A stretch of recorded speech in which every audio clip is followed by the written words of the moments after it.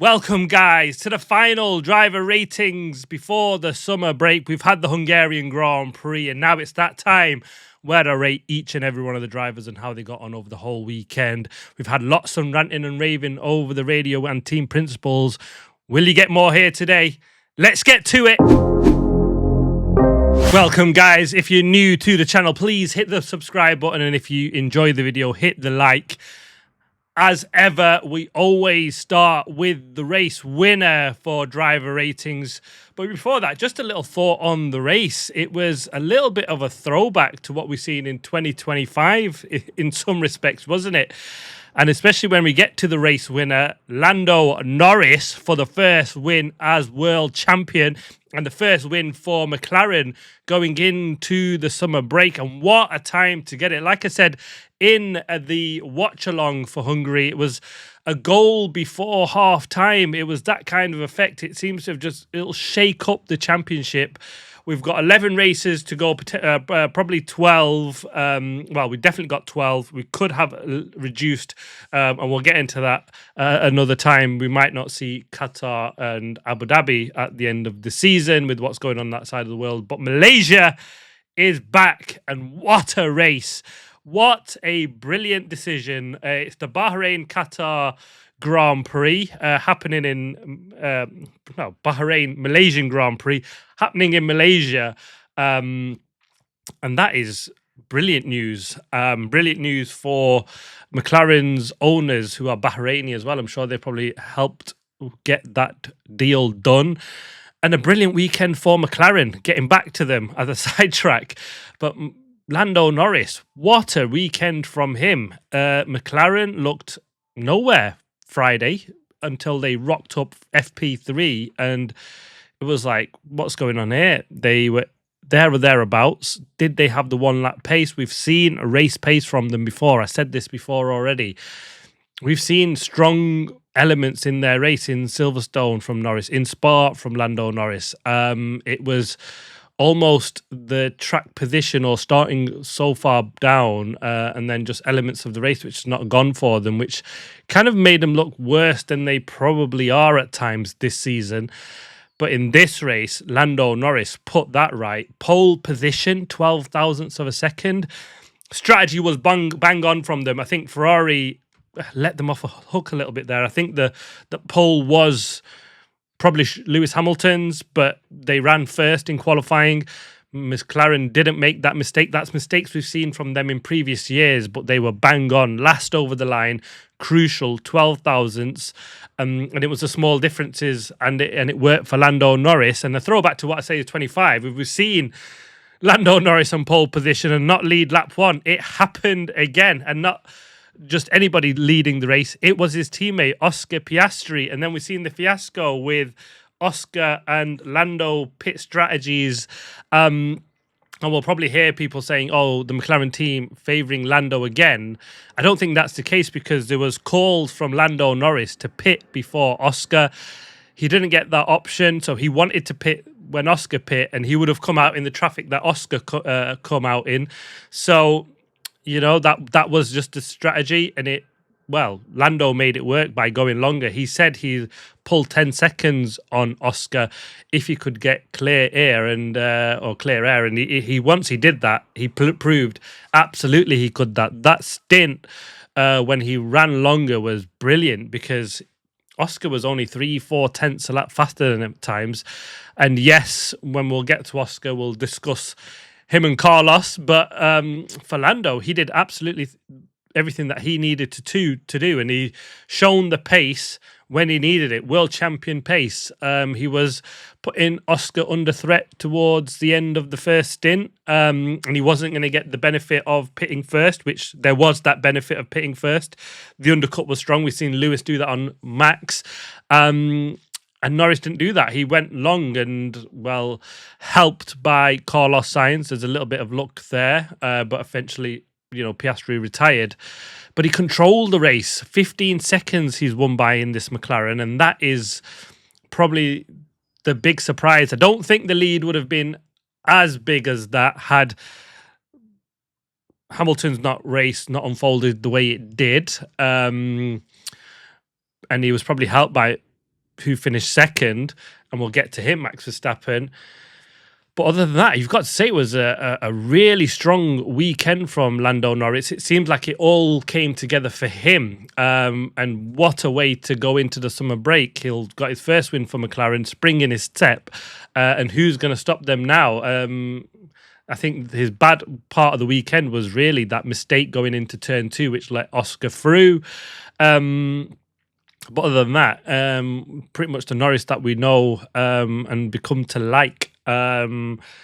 Still had the mistakes in him though, and I think that's something that we've seen when he won the championship, when he was leading or he was quick, going off track, scruffy in that sort of sense. But he got the job done, and he took me by surprise. I'm going to give him a 10 out of 10. Second place, man, Max Verstappen. And is this one of his best drives ever? I thought he was brilliant this weekend. Qualifying, not so great. The mistake at the final corner, pushing too hard, car error. We didn't really get too much detail on that. The car was degrading. The comments from Max on this car were absolutely brutal this weekend. Was the car as bad as Max said? Probably not when it comes to race conditions, because there was elements in the race where he was quick. Not quite the pace of the Ferraris at times, definitely not the pace of the McLarens. But Max does what Max does. Really good start, which was a nice change for him. He passed Charles Leclerc, which was really beneficial. So got rid of one of the Ferraris without much effort. And from there onwards, just what a drive. Lewis Hamilton was all over him at the early parts of the race, but his drive out the final corner was perfect. He knew that turn 1 was the only place to overtake. It's the only place he made the overtake on the one and only chance he got. And what a pass on Lewis Hamilton. You might call it a dive bomb. You might call it whatever you want to call it. And typical Max, we get that. This was just, it was none of that. It was, he came from a little bit far back, but it was controlled. He made the corner perfectly. It wasn't even like he ran Lewis wide to the edge of the track to make turn 1. It was so beautifully done. It was brilliant on the brakes. He said it was the only chance he had. Lewis hindered behind Liam Lawson. Was Liam doing Max a favour? I don't think so. When you look at the rant that Max had against the two Red Bull drivers later in the race when they were battling each other, and he lost some time to Kimi Antonelli. Thankfully for him, he was helped by a bad job of the Audis letting Kimi through as well, and the Teletubby race engineers, as Toto Wolff described them at the end of the race, not getting on the radio enough. And it was just absolutely fantastic. There's no two ways about it. He held back a much faster Ferrari for the first 8 or 9 laps. And then Lewis pit early. I think that was, and we'll get to Lewis and his drive a race. And I keep doing this because it's obviously linked in with Max's race. But I think he was helped a little bit by Ferrari's bad strategy at times, but he did the job. It was brilliant when he got that pass, and from there onwards, it wasn't exactly Lewis all over the back of him. He'd kept a comfortable gap. He was breaking away from Lewis and had enough pace to keep the Ferraris back. It would have been probably a P3 in the end, potentially under threat from Kimi Antonelli. That didn't quite materialise, so you've got to say the strategy as well was questionable. 28 laps on the softs was absolutely phenomenal. I don't think that was the tyre to be on, but Max made it work, and I think that's what makes this drive even more incredible. Obviously benefited from Oscar's misfortune, but the drive was nonetheless absolutely brilliant. He wasn't losing huge chunks of time to Kimi Antonelli, and I think he was given, like I say, a massive helping hand with traffic, but he got stuck in that on his own. And that as well with the junior Red Bull Racing team, with the Racing Bulls. So it wasn't like he was given, favours in any way, like he got a cheap pass from the Racing Bulls, and then, the Audis hindered Kimi. Yes, Kimi got held back worse than probably Max did, but I don't think that takes anything away from Max Verstappen's race. He was phenomenal. This car was not worthy of a P2. It just doesn't deserve to be on the podium. Forget P2. You could tell it just wasn't quick, but Max dragged absolutely everything out of it. And that's why I think when I look back, I just think it was a classic Max Verstappen drive. And probably one of the best we've seen, definitely this season. And could it be his best drive ever? Get in the comments on that one. Up for debate, I think, after this drive. He was phenomenal, and there's no doubt I'm giving him a 10 out of 10. Third place man, Kimi Antonelli, and is this a hell of a recovery drive? Really, really unlucky with that 3-place grid penalty for qualifying. He lifted prior to going into the yellow flag zone 14 kilometers, and to get the penalty despite that, that's a significant lift. The fact that he carried speed through the corner, I mean, you can't break any more in that corner. It's all one long corner onto the straight. If he braked any more, he'd stop. So I question that penalty from the stewards. It's like they didn't take into account what he'd done pre-yellow flag, and they should do according to the rules. So they can feel really harsh and hard done by that. But from there onwards, what a drive from Kimi Antonelli. He was brilliant. To get from P7 to the podium, I think was phenomenal. Again, that long stint, a bit like what Norris can do in this McLaren. And like what Max did with the soft tyres to run to the end but have the pace. And that's what Kimi did early doors. Went really long compared to everybody else around him. But he wasn't losing, seconds a lap with really bad degrading tyres. And I think that's one thing that has kind of gone under the radar of Kimi Antonelli, is how well he manages tyres. It was what won him the race. It's at Spa, what's won him the race and should have won him Silverstone, because the way he just drags these tyres to with pace and without them dropping off a cliff is phenomenal. He was even questioning it of why we're pitting now. I think we could carry on to a one stop, because he was could he have had enough to hold Verstappen back? The pace was there to do that, but I think they were just fearing that if it hits this cliff, this hard tyre, they're stuck then, and they won't have enough laps to then gain up and make up the positions for a late pit stop. So they pit probably as late as well they could. The only surprise is that they went onto the hard tyres at the end, and I don't know if that's just because that's the only tyre they had, or as a brand new tyre. But I would have thought it was in the soft or at least medium tyres as a minimum, where he could have got more grip out of that and potentially more pace. So I'd like to hear more on that. Not read too much about that decision. So I think that was questionable strategy from Mercedes there. But despite a grid penalty, to come back and finish on a podium, where we've seen this weekend, even with 2026 regulations, it's really hard to overtake, but he did the job. Brilliant strategy call. He made the strategy work.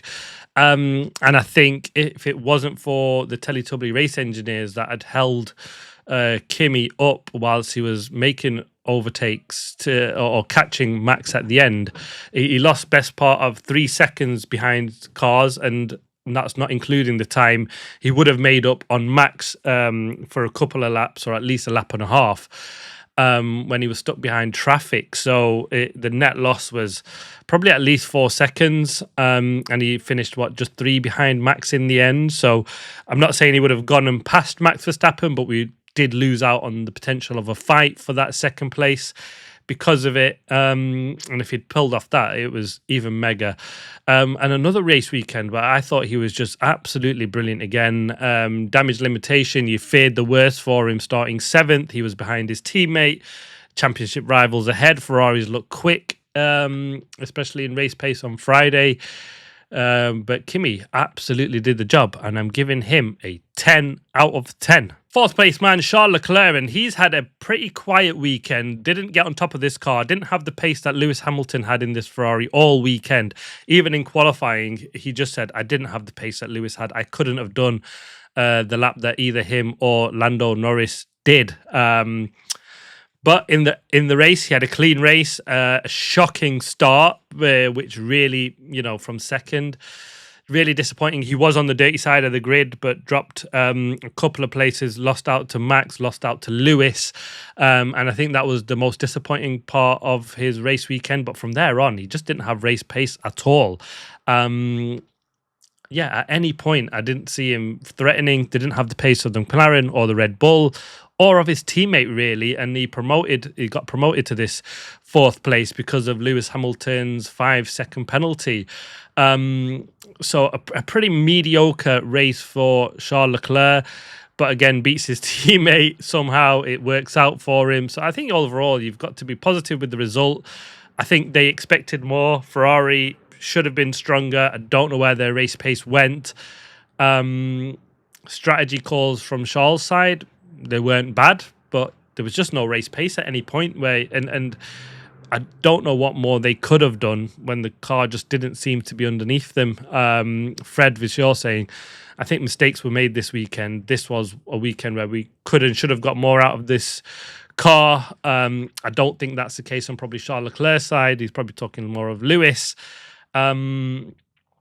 But yes, solid weekend, and I'm giving him a 7 out of 10. 5th place man, Lewis Hamilton. He started there, finished there in the end. It was not through a want of trying. Really, disappointing penalty in qualifying. That's a mistake from him and the team. He was looking in his mirrors. He could see a car coming.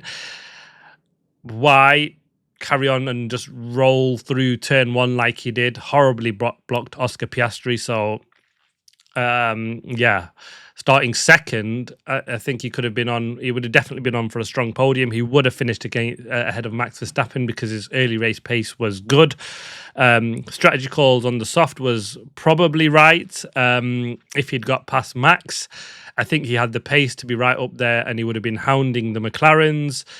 But we never got to see it. We got stuck behind Max. Then they went for the undercut. That worked. Brilliant strategy from Ferrari there. And then I think he just got caught napping, really. I don't think he thought Max would have the pace to pass Lawson and then do the dive bomb on him and then actually make the corner. He saw it too late. He went to cover that inside line far too late. Max was already there. And a brilliant move by Max.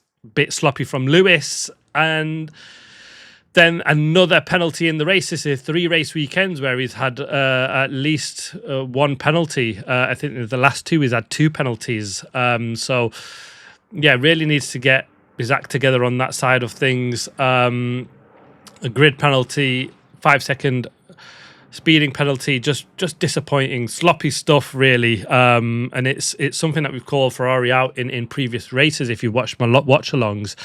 And now it's costing him positions more often than not. It cost him in Silverstone. It's cost him here today or on Hungary Sunday. Really disappointing. More was in there. The pace that he's shown, he should have qualified second. I think we would have seen a different car and a different race from Lewis. And we could have seen a different race winner. I think that's a bit of a stretch, but he would definitely have been on the podium. There's no two ways about that. I think we had the faster car than the Red Bull, especially on the softs, and I think that would have made the difference for him to be comfortably ahead on the hards. And I don't think Max had that much more pace to make the move. Max said he only had 1 opportunity to make that move, and he did it. I don't think had Lewis qualified further, that would have been an option.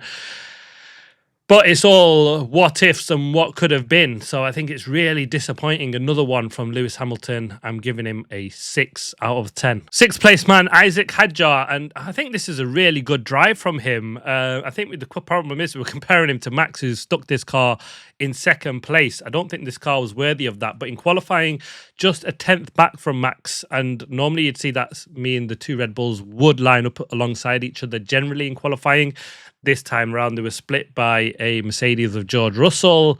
But other than that, he stayed out of trouble. He was quick all weekend, got really badly hampered by traffic as well. That really kind of ruined his parts of his race. He was under pressure from George at the end, who had the faster tyres. But yeah, didn't quite have the pace for the top 5, but strong strategy, good tyre management, beats the Mercedes. And I think it's a really, really good drive from him. He can be happy with his work done this weekend. And he's now like on a good run, getting on top of this car, closer to Max at times, beat him in qualifying at times this season. So yeah, Hadjar probably wanted a little bit more this weekend, but I think he can be very happy with the car that he's got. Probably just wondering how Max pulled off a P2 really. Didn't quite get the look of, I think, sort of 1/10, and he would have then benefited in qualifying. He would have then benefited from sort of being ahead of Lewis and Kimi like Verstappen was, and it's small margins that have made significant differences for Verstappen as compared to Hadjar. So, yeah, good weekend from him. I'm giving him an 8 out of 10. 7th place man, George Russell. And this is a hard one to judge. He was slower than Kimi Antonelli in qualifying again, at least about 3-4 tenths of a second. The gap between them, it was, let me see. Yeah, did 17.4 did Kimi Antonelli. George Russell did a 17.7. So about 3 tenths. The gap between the two. And it showed all race weekend. But then, what a comeback from 19th. He ended up after that horrific start. Anti-stall, Toto Wolff taking the full blame for that. In-race radio also did suggest that Russell had some movement on the throttle pedal, and that's what caused the revs to go up, down, and all over the place, which caused the anti-stall. But Toto did say they looked at it afterwards, and it was just purely a Mercedes engine fault. But it proved really costly. But what a recovery drive to come back P7 in a track here where you can't really overtake. The benefit he had, though, that this is a really strong race car, quick down the straights, and he was going to be comfortable past sort of the first 8 or 9 drivers that he was coming up against, and then it was sort of where he did struggle, you've got to say, with the slightly faster drivers. Racing Bulls took him a little bit of time to pass, and he couldn't catch Isaac Hadjar. So it's, really difficult to judge a really solid comeback drive. But again, he was off the pace. He was slower than Kimi in qualifying, and it's hard to judge his race because of what happened at the start, and you can only look at what he did. So any other time you say 19th to 7th in Hungary, where everybody else has really struggled, we've seen that for how many overtakes actually happened in this race, which was very few. The 26 regulations didn't change the racing around Hungary at all. It was what we've seen in 25. Dirty air came back. Nobody was really able to follow that closely out of the final corner to get the move done down the straight. So I think you've got to credit that recovery drive more than you might otherwise do for 2026 races, looking at just the facts of this race individually. So I'm going to give him a 7 out of 10. 8th place man, Liam Lawson, and he was in a ding-dong battle with his teammate, Arvid Lindblad, helped with fresher tyres toward the end. Arvid was on like 49-lap-old hards. But yeah, really good race. Didn't have enough pace to attack Russell and Hadjar, but good strategy. Clean, hard racing. I think they bumped wheels a little bit, him and his teammate, but absolutely brilliant to see how they've not taken each other out yet. Lawson and Arvid is a bit of a surprise. It's getting heated, their battle inter-team. Alapamain team principal there have said, we've had a chat with them to not race as hard. He probably needs another one with them over the summer break because they seem to race each other really, really aggressively. I, for one, love it. It's what we see in Ferrari at times, so long may it continue. And another really good drive, a P8 from Liam Lawson, best of the rest. Fantastic job for him. I'm giving him an 8 out of 10. 9th place man, Nico Hülkenberg, and he's made and finally got a point in this season. I was talking about him pre-race in the preview that, somehow he's not got a point this season, and that's surprising. finally, he's put that right in this Audi. He was good this weekend, outqualified his teammate, and then absolutely maximised everything out of this package to get a P9. I think they just lacked outright pace, but other than that, it was a clean execution of a race, benefited from retirements, and happy days with some points. I'm giving him an 8 out of 10. 10th place man, Arvid Lindblad, finished in the points because of, obviously, Oscar Piastri's DNF, really. But again, brilliant racing with his teammate. Had the better of him. He was ahead of him for large parts of the race. Strategy, you've got to question it. He went with the one stop. It wasn't the strategy around here. His tyres fell off a cliff at the end. He finished a good chunk of seconds behind Nico Hülkenberg, despite being right with them in the race. But he did 49 laps on the hard. So I think he was let down by the team on strategy there, but that's the option that they chose. Surprised he didn't pick under the VSC. I don't know if that's just something that they missed, or Lawson got that call rather than Arvid, and with them being so close together, it would have meant double stacking and they would have lost out to Nico Hülkenberg, but they did lose position there. But other than that, I think you've got to say another really good weekend from this young kid, taking it to his more experienced teammate, Liam Lawson. It does look like potentially could be a battle between the two. Who keeps that seat? There's rumours of others coming into the team next season. And Arvid, I don't think he's done himself any harm whatsoever. He's right up there with his more experienced teammate. This is his rookie season, so another really good weekend, more points, and he's now picking up consistent points. He'll just hope to carry that on after the break. I'm giving him an 8 out of 10. 11th place man, Gabi Bortoleto, and not the best weekend from him. He was beaten by his teammate Nico Hülkenberg, and he's generally had the better of him there. I don't know if it was just he couldn't get to grips with this circuit. It's a difficult one to get through, but had a tidy race, stayed out of trouble. I think it's a solid result for him in the Audi. I don't think points were on the cards, lacked the pace, I think, just to get into that top 10. He got stuck in the midfield traffic, and I think this was probably the ceiling. I think Nico Hülkenberg got a little bit more out of it than he did. So I'm giving him a 7 out of 10. 12th place man, Pierre Gasly, and he's another one like Gabi Bortoleto. I think he just maximised everything this Alpine had. They need updates, and they need them fast. Just not quick enough to score points at the moment, Alpine. They've dropped off from being best of the rest. They're now being pipped by Audi and the Racing Bulls. So Gasly will be hoping that they can get their act together, bring a strong upgrade package in the Dutch Grand Prix next time out to help them to pick up the points again. Gasly now looking like their race pace is generally just outside top 10, where they were right there, best of the rest early doors. So work to be done from Alpine, but I think Gasly did what he could, but car just lacks overall pace.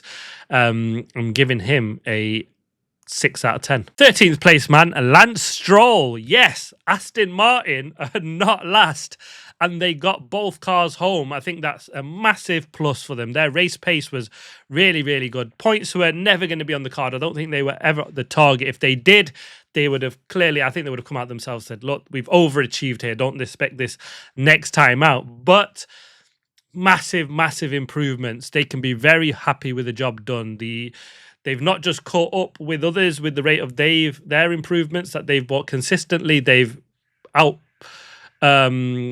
done the rest of the teams, haven't they, to move up to P13. They're no longer at the back, and they've got a new engine coming in Dutch, so promising from them. Really good race pace.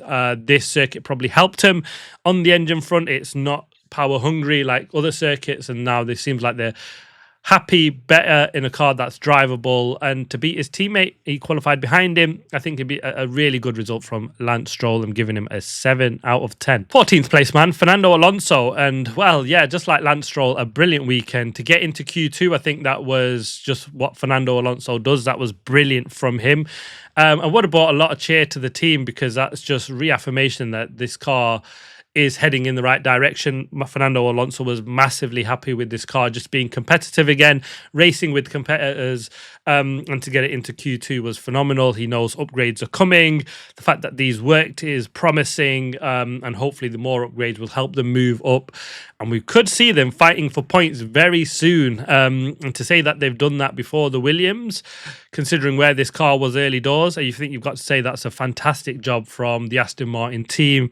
Everyone back at the factory can be super proud of what they've done. So hats off to them. Fernando Alonso, I'm giving him a 7 out of 10 like Lance Stroll. A very good weekend. 15th place man, Franco Colapinto. This is a difficult one, isn't it? He finished quite badly down compared to his teammate. Couldn't match his pace in the race or for points. Was he on the back foot after his crash in with the FP2, I believe he went off. But yeah, difficult weekend for him, difficult weekend for Audi. I think he'll be hoping for more next time around. I'm giving him a 5 out of 10. 16th place man, Esteban Ocon, and a better weekend from him. He's out-qualified Ollie Behrman. The first time we've seen that happen in an age. And he beat him in the race. And I'm not sure if that's fully down to Behrman getting a 5-second penalty for ignoring blue flags, but the Haas is... They really need upgrades. Again, they were on the fringes of the top 10, nicking points early doors this season, and they've dropped off. They need upgrades. They need them fast, but this is better from Esteban Ocon. Needs to be there now alongside his teammate for better performance. Limited race pace and therefore strategy options. I'm not sure he could have done more than he's done, but stronger performance from him, so I'm giving him a 7 out of 10. 17th place man, Alex Albon, and well, the only good thing of his weekend is that he's beaten his teammate, but other than that, the car was poor around here. Really struggled. You could see it. They just don't seem to be able to ride the bumps like other teams, and if you can't do that, you're slow in Hungary. The car's fat, overweight, and a tight, twisty circuit. You're going to be slow. So again, like we're talking about with Alpine and the Haas, upgrades need to come and fast. But for Alex, I think he got the best out of what he could. The tyres were degrading. The race pace wasn't good. There wasn't an awful lot of positives to take from him, apart from the fact that he's finished the race and he's beat his teammate. I'm giving him a 6 out of 10. 18th place man, Carlos Sainz, and he wreathed the wrath of Oscar Piastri. Shocking incident from him. Expected better. He said he was just too busy racing an Aston Martin at the time, and he didn't see the blue flags, and that's what was the cause of his collision for Oscar. And I think that's just a poor excuse. He had about 3 or 4 blue flags that he drove past before Oscar tried the overtake. He got a 5-second penalty for it. It would have been 10, but there was some mitigating circumstances for him on that. So it's disappointing that he effectively ended Oscar Piastri's race and a chance for his win. Difficult weekend for Carlos Sainz. Beaten by his teammate, and just sloppy, so I'm giving him a 4 out of 10. 19th place man, Ollie Behrman, and a disappointing weekend from him. Apologised for holding everybody up. The blue flags for him, he said, were shocking, so I don't know if that's when the FIA's blue light system started to fail, but he got a 5-second penalty for that, but I wonder if that will be rescinded because it was the FIA's mistake on blue flags. They admitted that towards the end of the race. So I don't know if it was early blue flags that is ignored or when the system messed up. So watch out for that. But I don't think there's going to be much of an appeal. I don't think they're going to waste the money on that. The car... it's not going to finish much higher up. But for that second place, difficult weekend, beaten by his teammate, and the car's slow, goes into the break, probably at the right time, just needs a refresh. Hopefully there's some upgrades on this Haas, and he'll do better next time out. But for this weekend, I'm giving him a 4 out of 10. Then comes the DNFs, and the first of that, we'll start with Oscar Piastri, the big one. Really disappointing.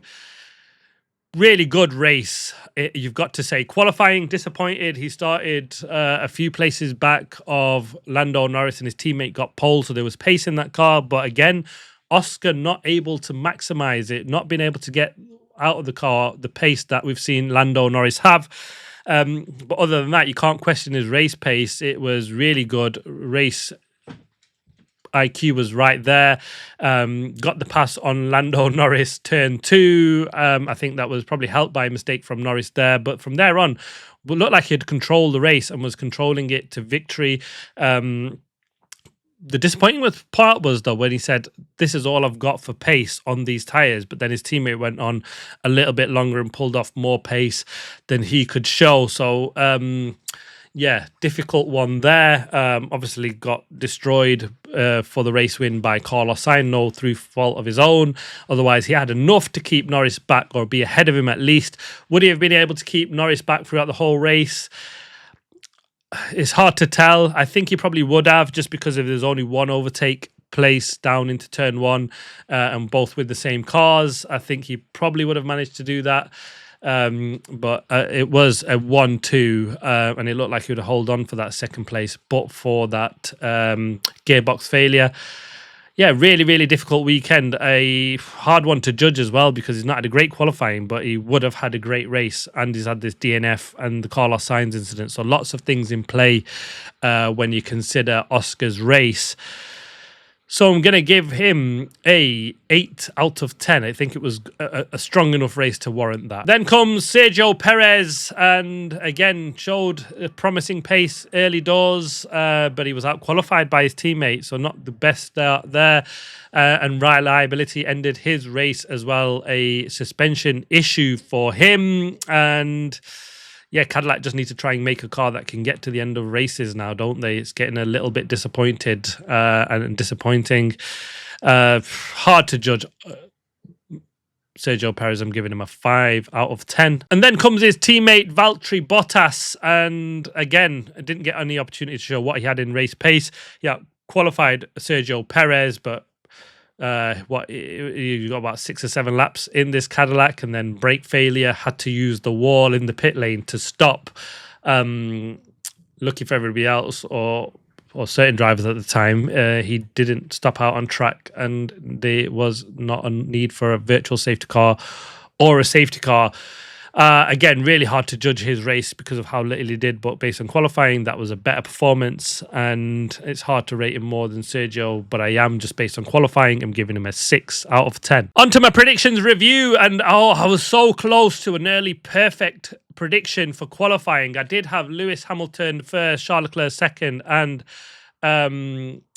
Kimi Antonelli in third place, but obviously I was given the surprise of what McLaren did with Lando Norris, and obviously subsequent penalties for Lewis and Kimi destroyed my qualifying predictions. And for the race, I had Lewis to win, followed by Kimi Antonelli and Charles Leclerc, and well, Lando Norris destroyed that. Max Verstappen with a brilliant race destroyed that. And well, Kimi does end up on the podium. And it's the only podium person I've got right, but in the wrong position. So yeah, not great predictions from me on that front. I think the ones to watch, I had the Alpine. I thought they'd do better, but they didn't. One to flop was the Haas, and I think they did that. So better in some parts, worse in others. If buts and maybes again when it comes to predictions, but yeah, not too far off. And that's it. That is the final driver ratings. It will be a long summer break now. Enjoy the break. There'll be content coming up, probably a season review, who's done the best over this short 11 races. We've got things to look forward to with the next races coming along. What might happen. We've got silly season. They'll bring you any breaking news as well, so watch out for them videos. But if you enjoyed it, hit the like button, and if you're new, please subscribe. It's massive, on the way to 10k, and need your support to do that. Thank you very much for watching, guys. See you on the next one.